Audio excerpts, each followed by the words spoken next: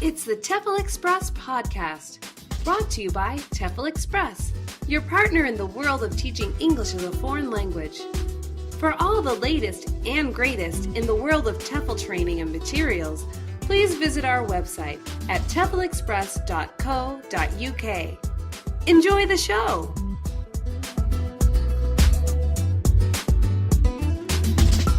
Hi, this is the TEFLCast, and today we have a special guest from the United States. And before we get started, can we get a little bit of history about yourself, please?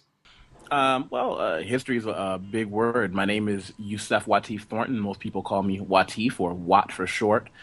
I've lived in probably 15 countries. I do quite a bit of traveling, adventures in different countries. I live in Las Vegas, Nevada, U.S.A. right now, but I was born in Niagara Falls, New York.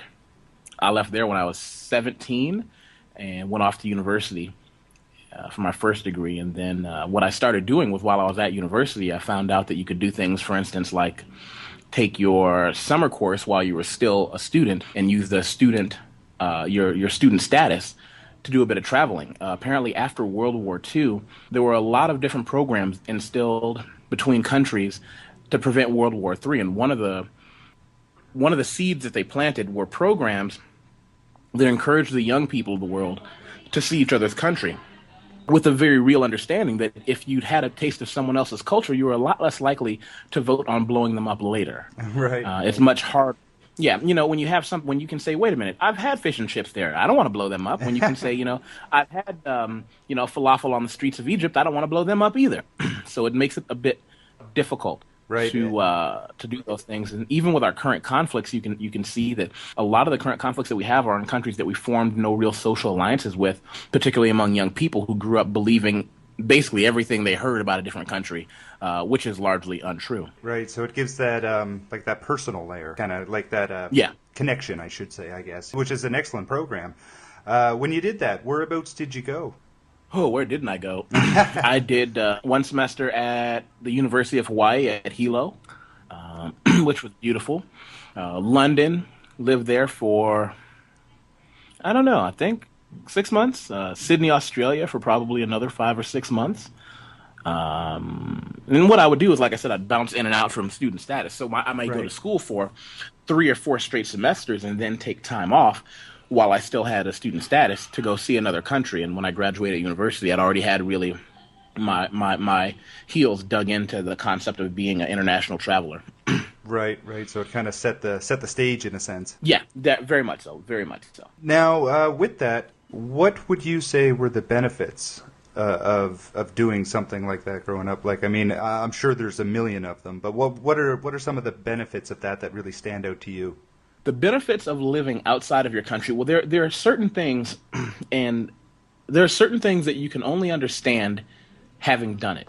No matter what experience you have, if you have a global experience, the benefit becomes that you are aware that the world is different from the world you grew up in. Mm-hmm. You become aware of some things that can cause people to have, I've seen people have a mental collapse when they're confronted with the reality that there are civilizations that grew in a completely different or 90-degree direction than what they were told is the way civilization should be or the way people are.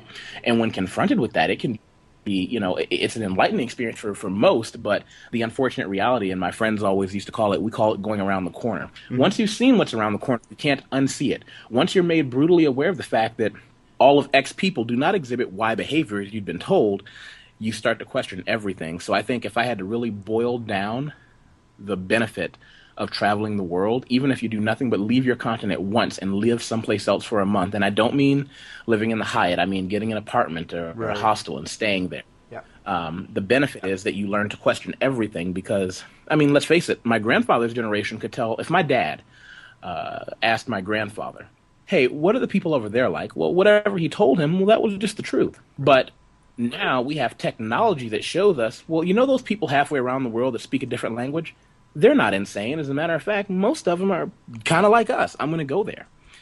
And that's the benefit, I think, of globalization, and the internet has played a huge role. The only information you had on someone was their government telling you what they were like. And one common thing I found the world over is that the government rarely represents the vast majority of the people.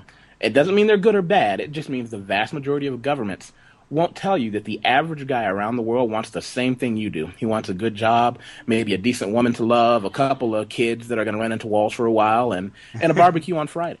Yeah, absolutely. That's really what the average man the world over wants. You'll never find a man whose son is going into the military voting for war. That's common the world over. You just don't find it. Right. Right, absolutely. I totally agree with that. The experience of going and living abroad in any country other than your own, like even like you said, for a month, it's eye-opening, and that's key. That's key to widening your own horizons.